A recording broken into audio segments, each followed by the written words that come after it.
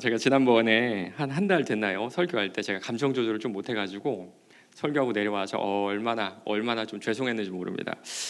예배 전에 잠깐 집에 갔는데요. 잠깐 집에 간 그 시간 동안에 저희 셋째가 이제 두 돌같이 지났거든요. 셋째가 저희 집에 이제 첫째, 둘째가 쓴 2층 침대가 있는데 2층 침대에서 이렇게 아예 꼬꾸로 떨어져 버렸어요. 그래서 아이가 이제 얼굴이 하얗게 질리고 좀 정신을 좀 잃는 것 같아서 아내가 이제 구급차를 빨리 불러서 이제 아이를 태우고 구급차를 타고 아이는 병원으로 갔고요. 저는 같이 나와서 저는 교회로 왔습니다. 교회로 왔는데 마음이 참 어렵더라고요. 마음이 정말. 근데 다행히 쇄골만 골절되고요. 아무 이상이 없이 이렇게 건강하게 되었습니다. 정말 어떤 권사님 말처럼 하나님께서 이렇게 손으로 받아주신 게 아닌가 그런 생각을 해요. 이번 일을 겪으면서요, 성도님들께 참 위로와 격려를 많이 받았습니다. 목회를 하면서 내가 성도님들에게 기도를 해드리고 뭔가 좀 보살펴드리고 좀 그렇게 해야 된다는 생각이 많았었거든요. 그런데 이번 일을 겪으면서 좀 반대라는 생각을 했습니다. 저도 올해로 이제 광천교회 사역한 지 5년 됐는데요. 지금까지 돌아보면 기도를 받고 돌봄을 받은 것은 목회자인 저였던 것 같아요. 참 위로를 많이 받았습니다. 정말 진심으로 감사드립니다. 그리고 이런 생각이 들었습니다. 심판의 시대에 살고 있는 우리에게 필요한 것이 우리 서로 간의 기도와 위로가 아닐까? 맞습니다. 앞으로의 심판은요, 점점 더 맹렬해질 거예요. 기상이변, 인플레이션, 전쟁, 질병, 잠깐은 좋아지는 것처럼 보일 수 있어요. 그러나 결국에는 그렇지 않을 겁니다. 우리가 상상하지도 못한 일들을 아마 뉴스에서 보시게 될 거예요. 물론 이 모든 일들이 인간이 자초한 겁니다. 기상이변도 그렇고요, 바이러스도, 전쟁도, 금리 상승도, 아파트 값에 요동치는 것들도 모두 다 인간 스스로가 자초한 거예요. 아파트 값이 요동치는 이유가 여러 가지가 있습니다. 그런데 전문가들이 하나같이 꼽는 한 가지 요인이 뭔지 아세요? 한 가지 요인, 전문가들 모두가 동의하는 딱 한 가지 요인, 인간의 탐욕입니다. 연세대학교 금융부동산학과 교수인 한문도 교수가 이런 평을 하더라고요. 부동산 가격이 오르면 이득을 취하고 떨어지면 구제해주는 방식은 대한민국에서 없어져야 한다. 그게 대한민국 부동산을 만국병으로 몰고 가는 탐욕의 결과다. 하나님은요, 우리 모두의 탐욕, 그리고 누군가의 지나친 탐욕을 내버려 두세요. 다시 한번 말씀드리지만 앞으로 세상은 좋아질 것이냐? 코로나도 끝나고 정치도 안정화되고 전쟁도 그치고 물가도 잡히고 기후도 정상화될 것이냐? 절대 그럴 일 없습니다. 절대 그럴 일이 없어요. 물론 단기적으로는 좋아질 수가 있습니다. 그러나 중기적으로, 장기적으로는요, 훨씬 더 악화되는 방향으로 세상은 흘러갈 거예요. 그리고 그 속도는 점점 빨라질 겁니다. 그리고 그 가운데 중산층과 서민들의 삶은 더 힘들어질 거예요. 삶은 훨씬 더 힘들어지고 질병과 날씨와 전쟁의 두려움은 점점 늘어만 갈 겁니다. 그래서 기도가 필요해요. 그래서 위로가 필요합니다. 삶의 위기를 겪으며 서로가 아프고 서로가 날카로워져 있는 이 시기에 성도는 서로를 돌아보고 위로를 나누고 도움을 나누며 이 심판의 시기를 버텨내야 됩니다. 그리고 오늘 EDI 수료식을 했는데요, 저는 전도의 열쇠도 여기 있다고 생각을 합니다. 교회 밖에 우리의 기도와 우리의 위로가 필요한 사람들이 참 많아요. 심판이 지속되는 가운데 30분간의 침묵이 흐르죠. 8장 1절입니다. 일곱째 인을 떼실 때에 하늘이 반 시간쯤 고요하더니, 이 시간은요, 하나님께서 성도들의 기도를 들으시기 위함입니다. 물론 우리 하나님은요, 시끄러워도 세상의 모든 소리가 나도 성도들의 기도를 들으실 수가 있어요. 그러나 이 시기에 침묵이 흐른다는 거는요, 하나님께서 심판의 시기에 꼭 듣고 싶은, 꼭 들으셔야 하는, 반대로 말하면 성도가 꼭 해야 되는 기도가 있다는 겁니다. 도대체 하나님은 우리에게 어떤 기도를 듣기 원하시고 우리는 이 시기에 어떤 기도를 해야 될까요? 5절입니다. 천사가 향로를 가지고 제단에 불을 담아다가 땅에 쏟음에 우레와 음성과 번개와 지진이 나더라. 성도들의 기도를 들으시고 이 땅에 심판의 불을 쏟아부으시죠. 맞습니다. 심판의 시기에 성도는 심판을 위해 기도해야 됩니다. 불의한 이 세상 가운데 하나님의 정의가 임하도록 온 세상이 하나님이 하나님 되심을 인정하게 해달라고 기도해야 됩니다. 그리고 우리가 심판을 위해 기도해야 될 이유가 한 가지 있다 그랬어요. 성도들이 그토록 찬양하고 그토록 기도하고 그토록 사모하는 우리 예수님이 심판 후에 이 땅에 오시기 때문입니다. 이 만간이 세상이 끝나면 우리는 새 하늘과 새 땅에서 주님과 함께 영원히 살게 될 거예요. 그래서 성도는요, 이 심판의 시기에 두 가지를 기도합니다. 이 어려움 가운데 보호해 주시고 공급해 주시고 인도해 달라고 기도하셔야 됩니다. 동시에 이 심판이 완성되어서 주님 다시 오시도록, 주님 속히 오시도록 기도해야 됩니다. 사랑하는 성도 여러분, 여러분 기도는 어떠신가요? 그저 하나님의 도움만을 구하고 있다면 여러분은 성도, 거룩한 백성은 아닐 겁니다. 그저 심판만을 기도하고 있다면 사랑이 많으신 하나님의 자녀는 아닐 거예요. 하나님은 이 두 가지 기도가 균형을 이루는 것을 원하시지 않을까요? 그리고 다시 심판이 이어집니다. 사실 인심판이 끝나고요, 나팔심판이 이어지지만 시간 순서가 아니라 그랬습니다. 예수님의 초림부터 재림까지 일어나는 모든 심판들을 다양한 방법과 다양한 시각으로 설명해내는 거예요. 절대로 인심판이 끝나면 나팔심판이 일어나고 나팔심판이 끝나면 대접심판이 이어지는 것이 아닙니다. 때로는 더 세부적으로, 때로는 더 구체적으로, 때로는 더 환상적인 내용으로 초림부터 재림까지 일어나는 모든 심판을 풍성하게 설명해내고 있는 거예요. 오늘 첫 번째 나팔이 불리면 이미 내려졌고 그리고 내려지고 있고 앞으로 내려질 심판을 또다시 설명하고 있습니다.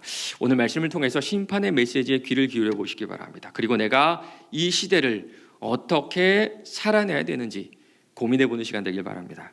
오늘 말씀 계시록 8장 6절에서 13절입니다. 요한계시록 8장 6절에서 13절, 저와 여러분 한 절씩 교독하시겠습니다. 요한계시록 8장 6절에서 13절입니다. 제가 읽겠습니다. 일곱째 나팔을 가진 일곱 천사가 나팔 불기를 준비하더라. 첫째 천사가 나팔을 부니 피 섞인 우박과 불이 나와서 땅에 쏟아지매 땅의 3분의 1이 타버리고 수목의 3분의 1도 타버리고 각종 푸른 풀도 타버렸더라. 둘째 천사가 나팔을 부니 불 부는 큰 산과 같은 것이 바다에 던져지매 바다의 3분의 1이 피가 되고 바다 가운데 생명을 가진 피조물들의 3분의 1이 죽고 배들의 3분의 1이 깨지더라. 셋째 천사가 나팔을 부니 횃불같이 타는 큰 별이 하늘에서 떨어져 강들의 3분의 1과 여러 물샘에 떨어지니 이 별의 이름은 쓴쑥이라. 물의 3분의 1이 쓴쑥이 되매 그 물이 쓴 물이 되므로 많은 사람이 죽더라. 넷째 천사가 나팔을 부니 해 3분의 1과 달 3분의 1과 별들의 3분의 1이 타격을 받아 그 3분의 1이 어두워지니 낮 3분의 1은 비추임이 없고 밤도 그러하더라. 내가 보고 또 들으니 공중에 날아가는 독수리가 큰 소리로 이르되 땅에 사는 자들에게 화가 있으리니 이는 새 천사들이 불어야 할 나팔 소리가 남아 있음이로다 하더라. 아멘. 요즘에는요, 우박이 잘 안 내리는 것 같습니다. 여러분도 우박 보신 지 꽤 되셨죠? 네, 전국에도 우박이 내렸다는 그런 뉴스를 본 지가 좀 된 것 같아요. 저도 살면서 우박을 보기는 했는데요, 몇 번 보지도 못했고요. 우박이 내린다고 하더라도 우박은 잠깐 내리고 말더라고요. 그런데 그러니까 처음에 미국에 가가지고 자동차 보험을 드는데 미국 친구들이 우박에 대한 어떤 특약이라고 그런가요? 그런 것들 꼭 들라고 하는 거예요. 그래서 제가 이걸 왜 들어야 되나 그러는데요, 제 친구가 꼭 들래요. 꼭 들어야 된다 그럽니다. 그러면서 사진을 보여주는데 이런 사진이었어요. 사진 한번 보여주세요. 네, 이게 작년에 제가 살던 텍사스에 내린 우박입니다. 네, 제가 있을 때도 이만한 우박은 아니었고 좀 조그만 우박이 내렸는데요, 좋은 차를 가진 분들은 이제 우박이 내리면요 조마조마합니다. 그런데 안 좋은 차를 가진 분들은 이제 우박이 내리면 되게 좋아합니다. 우박이 내려가지고 차가 많이 상하잖아요. 그러면요 이걸 전부 다 보험으로 처리해주고 차를 바꿔주거든요. 작년 봄에 중국에 우박을 동반한 폭풍이 내려가지고 11명이 죽고 100명 이상이 다쳤다 그래요. 하여튼 하늘에서 이만한 우박이 떨어지면 얼마나 무서울까요? 지금 우리처럼 이런 건물이 있으면 괜찮을 것 같은데요. 우리가 들판이나 어디 들어갈 건물이 없는 광야나 이런 데서 우박을 만나면 정말 어찌할 바를 모를 것 같습니다. 속수무책일 것 같아요. 그런데 이스라엘 백성은요, 이미 우박을 경험한 적이 있습니다. 직접 만난 건 아닌데요, 바로 옆에서 그 우박을 본 적이 있어요. 내일 이맘때면 내가 무거운 우박을 내리리니 애굽 나라가 세워진 그날부터 지금까지 그와 같은 일이 없었더라. 이제 사람을 보내어 내 가축과 내 들에 있는 것을 다 모으라. 사람이나 짐승이나 무릇 들에 있어서 집에 돌아오지 않는 것들에게는 우박이 그 위에 내리리니 그것들이 죽으리라 하시니라. 바로의 신하 중에 여호와의 말씀을 두려워하는 자들은 그 종들과 가축을 집으로 피하여 들였으나 여호와의 말씀을 마음에 두지 아니한 사람은 그의 종들과 가축을 들에 그대로 두었더라. 여호와께서 모세에게 이르시되 너는 하늘을 향하여 손을 들어 애굽 전국의 우박이 애굽 사람의 땅의 사람과 짐승과 밭의 모든 채소에 내리게 하라. 모세가 하늘을 향하여 지팡이를 들매 여호와께서 우레소리와 우박을 보내시고 불을 내려 땅에 달리게 하시니라. 여호와께서 우박을 애굽 땅에 내리심에 우박이 내림과 불덩이가 우박에 섞여 내림이 심히 맹렬하니 나라가 생긴 그때로부터 애굽 온 땅에는 그와 같은 일이 없었더라. 우박이 애굽 온 땅에서 사람과 짐승을 막론하고 밭에 있는 모든 것을 쳤으며 우박이 또 밭의 모든 채소를 치고 들의 모든 나무를 꺾었으되 이스라엘 자손이 있는 그곳 고센 땅에는 우박이 없었더라. 그 당시에도 좀 비슷했던 것 같습니다. 지금 우박이 내리면요, 일반 시민들이 가지고 있는 가장 비싼 재산인 자동차가 상해를 좀 입겠죠. 그 당시 사람들에게 재산은 뭐였을까요? 가축이겠죠. 그리고 농작물이겠죠. 사람도 상해를 입었는데요, 짐승들도 상해를 입었습니다. 상해를 입은 정도가 아니라 아마 많은 짐승들이 죽었을 것 같아요. 게다가 밭의 모든 채소와 나무도 꺾였다고 하죠. 곡물뿐만 아니라 과일도 피해를 입은 겁니다. 그런데 이게 얼마나 큰 문제입니까? 물론 먹을 것은 남았습니다. 출애굽 9장 32절이에요. 그러나 밀과 쌀보리는 자라지 아니하는 고로 상하지 아니하였더라. 밀과 쌀보리는 아직 땅 속에서 그 싹을 이렇게 틔우지 못한 겁니다. 그래가지고 우박에 맞아서 죽지 않았어요. 그러나 밀과 쌀보리가 자라려면요, 3개월에서 4개월이 걸립니다. 그동안 먹을 것이 있습니까, 없습니까? 없어요. 먹을 것이 없습니다. 먹을 것을 쌓아두었던 상류층, 잘 사는 사람들은 괜찮아요. 버틸 수 있습니다. 그러나 중산층과 서민들은 앞으로 3, 4개월 동안의 생존이 막막한 지경에 이른 거예요. 이게 그냥 자연재해가 아니었음을 보여주는 두 가지 증거가 있습니다. 첫 번째는요, 우박과 함께 무엇이 내렸다 그러죠? 불덩이. 여러분, 이게 말이 되나요? 말이 되나요? 얼음인 우박과 불덩이가 하늘에서 동시에 쏟아진 겁니다. 두 번째는요, 지속성입니다. 지속성. 우박의 특징은요, 지속되지 않는다는 거죠. 우박은 잠깐 내렸다 그칩니다. 그러나 이 우박은 멈출 줄 모릅니다. 모세가 기도할 때까지 애굽 온 땅에 우박이 애굽 전역을 강타했던 겁니다. 맞습니다. 말 그대로 하늘에서 심판의 항로를 땅에다가 쏟아 부으신 거예요. 그 당시 애굽에는요, 이집트에는 농업을 관장한 신이 있었습니다. 하늘의 여신 놋, 생산의 여신 오리시스, 폭풍의 신 셋. 이들을 잘 섬겨야 풍요와 많은 생산, 많은 소출을 얻을 수 있다고 믿었어요. 그러나 하나님의 진노가 쏟아지는 이 순간, 내가 믿고 있었던 이 신들이 얼마나 무력한지 경험할 수 있었던 겁니다. 모세도요, 하나님께서 우박 심판을 내리신 이유를 이렇게 말해요. 세상이 여호와께 속한 줄을 왕이 알리이다.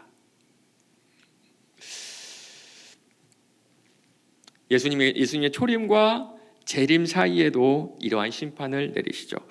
첫째, 천사가 나팔을 부니 피 섞인 우박과 불이 나와서 땅에 쏟아짐에 땅의 3분의 1이 다 타버리고 수목의 3분의 1도 다 타버리고 각종 푸른 풀도 다 타버렸더라. 거의 비슷하죠. 그런데 추가된 재앙이 하나가 있습니다. 그냥 우박이 아니라 어떤 우박이죠? 피 섞인 우박입니다. 피 섞인 우박. 애굽에 내렸던 재앙보다 훨씬 더 끔찍한 재앙이 찾아온다는 거예요. 피는 죽음과 심판을 상징하거든요. 우박이 떨어져서 심판을 받는 것이 아니라 심판 그 자체가 지금 하늘에서 쏟아지는 겁니다. 피할 수도 막을 수도 없어요. 게다가 심판의 방법도 좀 다릅니다. 출애굽 당시에는 우박이 떨어져서 나무를 부서뜨리고 작물의 줄기를 꺾었습니다. 그런데 이제 뭡니까? 불입니다. 불. 땅의 3분의 1이 타고요. 수목의 3분의 1이 타고요. 풀은, 특별히 푸른 풀은 3분의 1이 아니라 어떻게 됩니까? 모두 다 타버렸다 그래요. 모두 다.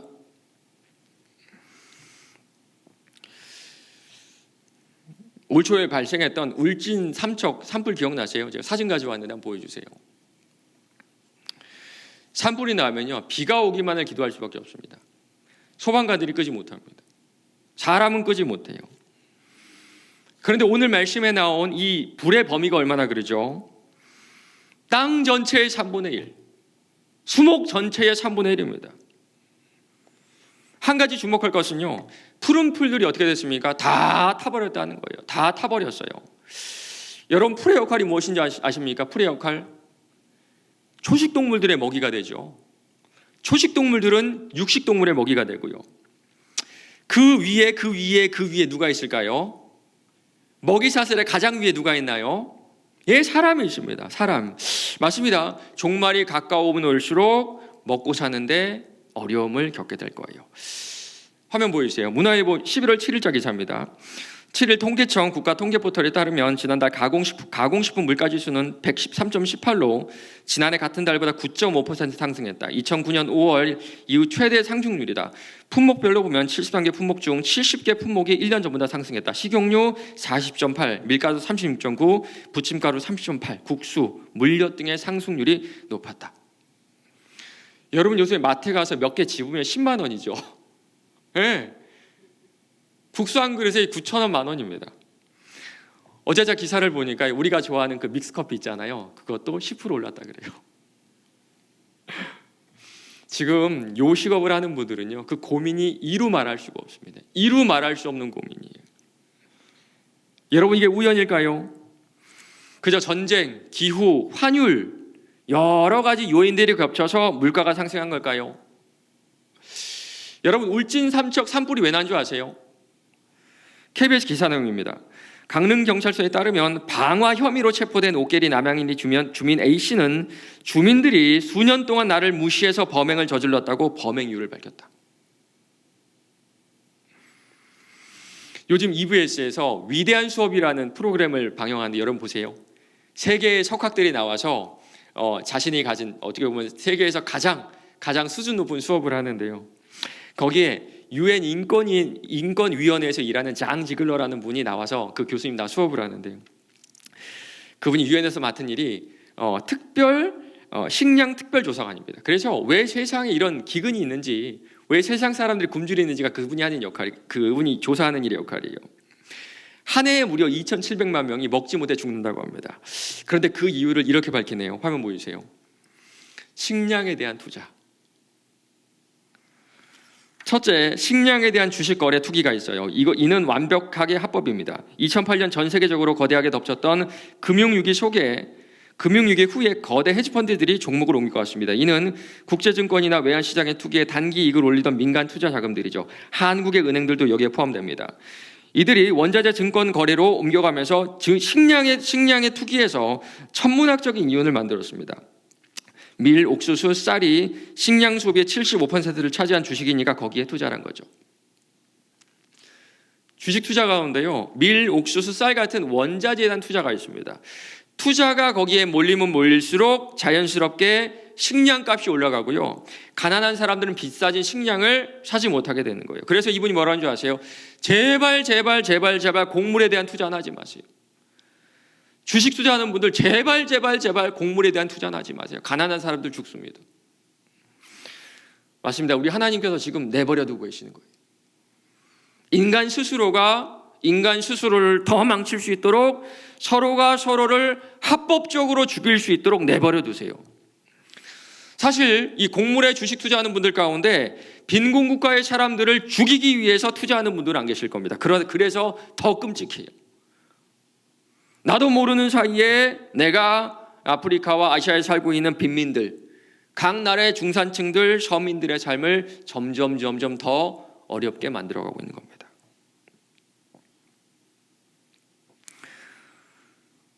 이제 두 번째 천사가 나팔을 붑니다. 둘째 천사가 나팔을 부니 불부는 큰 상과 같은 것이 바다에 던져짐에 바다의 3분의 1이 피가 되고, 산은 아니죠. 산과 같은 것입니다. 산과 같은 거대한 덩어리가 불이 붙은 채로 바다에 던져져요. 이것을 화산 폭발이다라고 해석하는 학자도 있고요, 운석이 떨어졌다라고 하는 학자도 있습니다. 뭐가 맞는지는 잘 모르겠어요. 하여튼 이번 재앙에도 주목해야 될 것은 불입니다. 불 붙은 거대한 덩어리가 바다로 던져질 때 바다가 부분적으로 파괴되죠. 여기도요, 출애굽기에 그 재앙이 등장합니다. 출애굽기 7장 말씀이에요. 모세와 아론이 여호와께서 명령하신 대로 행하여 바로와 그의 신하의 목전에서 지팡이를 들어 나일강을 치니 그 물이 다 피로 변하고, 강물이 피로 변하죠. 그 후에 어떤 일이 벌어지는 줄 아세요? 나일강의 고기가 죽고 그 물에서 낙취가 나니 애굽 사람들이 나일강의 물을 마시지 못하며. 오늘 본문에 나타나는 심판에도 동일한 일이 발생합니다. 바다 가운데 생명을 가진 피조물의 3분의 1이 죽고 배들의 3분의 1이 깨지더라. 먼저는요, 바닷속 생물이 3분의 1이 죽었습니다. 바다에 생계를 걸고 있는 분들에게는 정말 끔찍한 일이죠. 두 번째, 배들이 3분의 1이 깨졌다, 배를 못 쓰게 되었다, 이렇게 나오는데 우리는 뭐 그런갑다, 그럴 수도 있겠다 생각하는데요, 그 당시 로마는 해상 교역을 위해 바다에 크게 의존했던 국가였거든요. 마치 우리나라 같습니다. 우리나라도 수출에 의존하는 국가죠. 컨테이너 선을 통해서 수많은 것들을 수출하고 수입하고 있습니다. 만약 지금 운행하는 컨테이너 선의 3분의 1이 깨진다면, 3분의 1을 사용하지 못한다 그러면 나라가 휘청하는 정도로 끝나지 않을 거예요. 경제 파국이 왔다, 경제 타격을 받았다 정도가 아니라 우리의 일상이 말 그대로 박살이 날 겁니다. 맞습니다. 지금 하나님은 자연계를 심판하시지만 결국은 인간에 대한 심판으로 연결되고 있어요. 화면 한번 보여주세요. 오늘날 아마 여러분 가장 많이 아마 TV에서 공익 광고로 나오는 것이 바다의 미세 플라스틱에 대한 광고일 겁니다. 이 오른쪽에 있는 사진은요, 하와이 근처를 찍은 사진인데요, 중간에 있는 저 물고기가 5cm의 날개 주치입니다. 그 날개 주치가 지금 하와이 깨끗하다고 소문한 그 바다에 플라스틱 속에서 지금 헤엄을 치고 있어요. 수협에선 이런 광고를 하네요. 물고기들이 아주 작은 플라스틱을 먹으면요, 그 플라스틱이 결국에 우리 몸속에 들어와 심각한 문제를 일으킨다고 합니다. 배가 파괴된 건 아닌데요, 러시아 우크라이나 전쟁으로 러시아가 흑해를 봉쇄했습니다. 배가 있어도 사용을 할 수가 없어요. 게다가 러시아 우크라이나는요, 세계 곡창지대죠. 세계 곡창지대. 거기서 곡물이 나와서 전 세계로 공급이 돼야 되는데 그 길이 막혀버린 겁니다. 수출길이 막히니 자연스럽게 곡물 가격이 급등할 수밖에 없습니다. 여러분, 왜 이런 일이 발생했나요? 하나같이 인간이 자초한 겁니다. 하나님께서 은혜의 손길을 거두시면, 하나님께서 은혜의 손길을 거두면 거두실수록 인간은 스스로를 죽음의 길로 몰아가게 돼 있어요.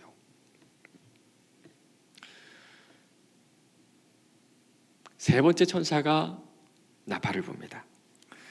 셋째 천사가 나팔을 부니 횃불같이 타는 큰 별이 하늘에서 떨어져 강들의 3분의 1과 여러 물샘에 떨어지니 이 별의 이름은 쓴쑥이라. 물의 3분의 1이 쓴쑥이 되매 그 물이 쓴물이 되므로 많은 사람이 죽더라. 횃불같이 타는 큰 별이 강의 3분의 1과 여러 물샘, 호수나 물을 얻을 수 있는 그런 곳에 떨어진다 그러죠. 성경에서 맑은 샘은요, 생명의 원천이라는 뜻으로 사용되거든요. 그러나 하나님이 심판 임한 물샘은요, 생명의 원천이 아니라 죽음의 원천이 되고 맙니다. 하늘에서 떨어진 별의 이름은 쓴쑥이죠. 그 이름처럼 그 별이 떨어졌을 때 물의 3분의 1이 쓴물이 된다 그럽니다. 그래서 어떤 학자들은요, 이 재앙이 문명을 박살내는 재앙이라고 설명하기도 해요. 여러분, 우리나라에서 그 생수가 언제 처음 판매되는 줄 아세요? 생수의 역사 잘 모르시죠? 1988년에 서울 올림픽 할 때 외국 선수들이 우리나라에 와서 수돗물을 먹는 것을 꺼려해서 외국 사람들에게만 부분적으로 제한적으로 생수를 팔았다가 서울 올림픽이 끝나고 나서 생수 판매를 금지했습니다. 그러다가 1994년부터 다시 생수가 판매되었어요. 우리가 생수를 마신 지는 30년이 채 되지 않습니다. 제가 어릴 때만 해도 친구들끼리 이런 농담을 했어요. 야, 물을 사 먹냐? 여러분 기억나시죠? 물을 사 먹냐? 그런데 이게 농담일 겁니다. 야, 물 안 사 먹는다고? 너 강물을 떠먹는다고? 너 호수물을 떠먹는다고? 너 수돗물 먹는다고? 아마 이게 요즘 농담일 거예요. 그 다음 사진 보여주세요. 저희 조부모님 댁이 그 경북 상주거든요. 낙동강 상류 지역입니다. 매번 바로 강 바로 옆에 저희 할아버지 할머니 댁이 있어가지고 강에 매번 갔는데 갈 때마다 수질이 나빠지는 것을 확인할 수가 있어요. 여러분 녹조도 많이 들어보셨죠? 전문가들에 따르면 앞으로 이 녹조 현상은 갈수록 심각해진다고 합니다. 아마도 우리가 지금까지 경험한 물의 오염은요, 앞으로 악화될 심판에 비하면 3배의 피해가 될 겁니다. 더 심각하고 광범위한 재앙이 우리를 기다리고 있어요. 물론 100% 인간이 자초한 일입니다. 하나님이 은혜의 손길을 거두시면 인간은 우리를 스스로를 점점 더 죽음의 길로 몰아가요.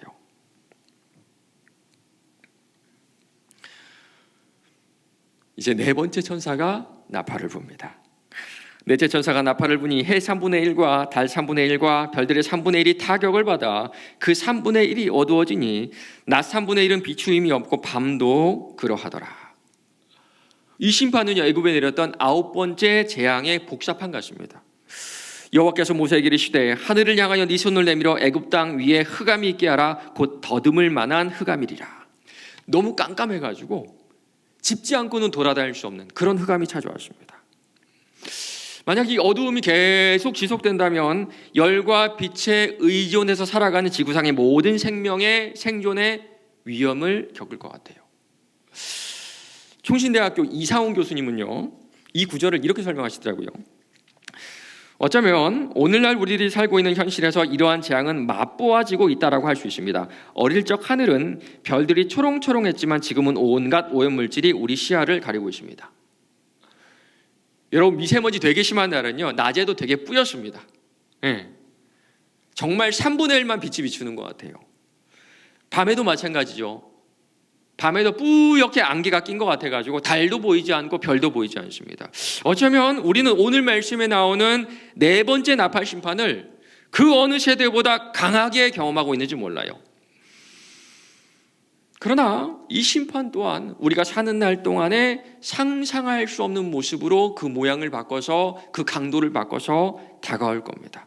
지금은 우리가 미세먼지, 대기오염 정도로 생각하지만 얼마 지나지 않아서는 미세먼지는 아무것도 아니었어, 대기오염은 아무것도 아니었어라고 말하게 하는 큰 두려움으로 우리는 이 심판을 해석하게 될 거예요. 그리고 저는 이 심판을 영적으로 해석하면 좋겠다는 생각을 합니다. 눈먼 자들의 도시라는 소설이 있거든요. 어느 날 어떤 도시에 바이러스가 발생을 해서 모든 시민들의 눈이 멀게 됩니다. 여러분, 사람들이 앞을 보지 못하게 되면 어떤 일이 벌어지는 줄 아세요? 수치스러움이 사라지고요, 결국에는 모든 것을 본능대로 행하게 됩니다. 누군가를 쉽게 죽이기도 하고요, 내 아내가 옆에 있는데 다른 여자와 바로 옆에 있음에도 불구하고 다른 여자와 부정을 저지르기도 하고요, 부끄러움이 다 사라져가지고 모든 사람이 한 곳에 모여서 대변을 보기도 합니다. 영적으로 눈이 먼 사람들이 살아가는 이 시대가 그렇지 않나요? 윤리가 사라졌습니다. 도덕이 사라졌습니다. 부끄러움이 사라졌습니다. 오직 본능만 남아서 약육강식, 적자 생존의 세상이 되어가고 있어요. 오늘 이 4가지 심판이 주는 메시지가 뭘까요? 2가지입니다. 먼저는 하나님께서 애굽에 재앙을 내리신 이유에서 찾아볼 수가 있어요. 출애굽기 말씀이요. 바로가 너희의 말을 듣지 아니할 터인즉 내가 내 손으로 애굽에 뻗쳐 여러 큰 심판을 내리고 내 군대 내 백성 이스라엘 자손을 그 땅에서 인도해 낼지라. 내가 내 손을 애굽 위에 펴서 이스라엘 자손을 그 땅에서 인도해 낼 때에야 애굽 사람이 나를 여호와인 줄 알리라. 애굽 사람이 나를 여호와인 줄 알리라.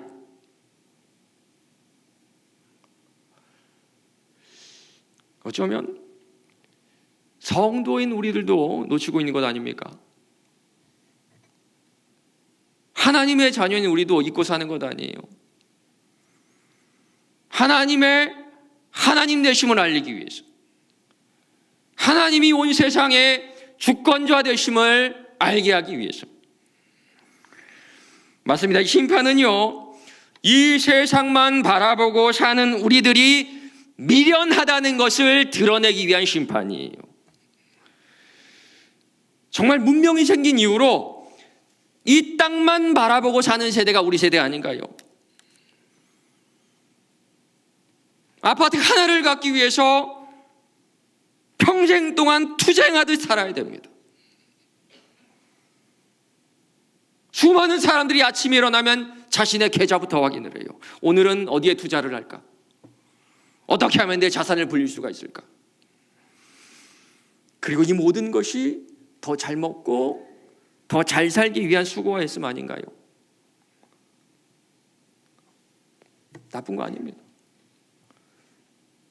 여러분, 맞아, 이렇게 사는 건 나쁜 거 아닙니다. 그러나 오늘 예수님은 나쁘지 않은 인생을 사는 우리에게 선포하세요. 너희의 힘쓰고 애씀이 무익하다.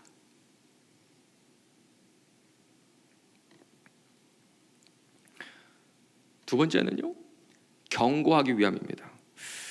특별히 가족 가운데, 가까운 이웃 가운데 아직 예수님을 믿지 않는 분들이 계시다면 13절의 경고를 진지하게 들으셔야 됩니다. 내가 또 보고 들으니 공중에 날아가는 독수리가 큰 소리로 이르되 땅에 사는 자들에게 화가 있으리니 이는 새 천사들이 불어야 할 나팔 소리가 남아 있음이로다. 화가 있다고 합니다. 아직 3번의 심판이 더 남았어요. 화는요, 슬픔, 비통, 괴로움, 고통, 불행이라는 모든 뜻을 다 담고 있습니다. 앞에 있는 4가지 심판은 끔찍한데 그보다 더한 3가지 심판이 준비되어 있습니다. 그런데 이 3가지 심판이 누굴 위한 건지 아세요? 땅에 사는 자들이죠. 땅에 사는 자들은요, 하나님 외에 다른 것들에 마음을 뺏기며 다른 것들에 몰두하며 사는 사람들을 말합니다. 맞습니다. 불신자들, 예수 믿지 않는 사람들. 그들에게는 한 번의 심판이 아니라 완전수인 3번의 심판이 주어집니다. 혹독하리만큼 가혹한 심판이 그들을 기다리고 있어요. 남편의 사업과 가족의 건강, 내 자녀의 학업과 취업과 평안을 위해 우리는 기도합니다. 여러분, 기도하셔야 돼요. 모든 것이 기도 제목이기 때문에 우리는 기도해야 됩니다. 그러나 그보다 여러분 이 경고를 들으셔야 됩니다. 이 3번의 가혹한 심판이 여러분의 가족들에게 임하기 전에 주님 너무나 가혹합니다라고 말하며 하나님을 저주하기 전에 갈급한 심령으로 여러분의 가족을 위해, 이웃을 위해 기도하시기 바랍니다. 주님, 제 가족을 살려주시옵소서. 주님, 인생은 한 번 죽으면 끝인 겁니다. 그러나 영원히 끝나지 않을 이 벌을 피하고 영생을 얻도록 은혜를 베풀어 주세요.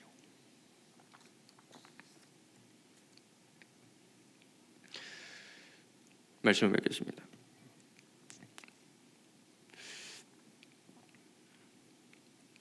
오늘 본문에서 계속적으로 반복되는 것이 있어요. 그것이 무엇일까요? 심판이 땅과 바다와 물과 하늘의 3분의 1만 임한다는 사실입니다. 왜 그럴까요? 왜 우리 하나님은 최후의 심판이 오기 전에 이 땅을 3분의 1만 부분적으로 심판하실까요? 회개할 시간을 주신 겁니다. 성도들이 전도할 시간을 주시는 거예요.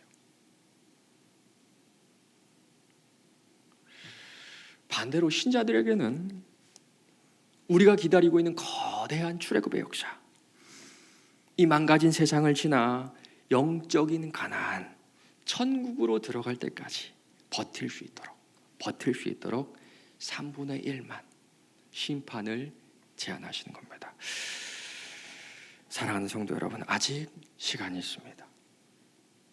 이 시간이 끝나기 전에, 늦어지기 전에 인생의 발걸음을 돌이키시기 바랍니다. 모두가 이 땅에 시선을 고정하며 이 땅만 바라보며 사는 이 시대에 저 하늘을 바라보며 사는 저와 여러분 되시길 바랍니다.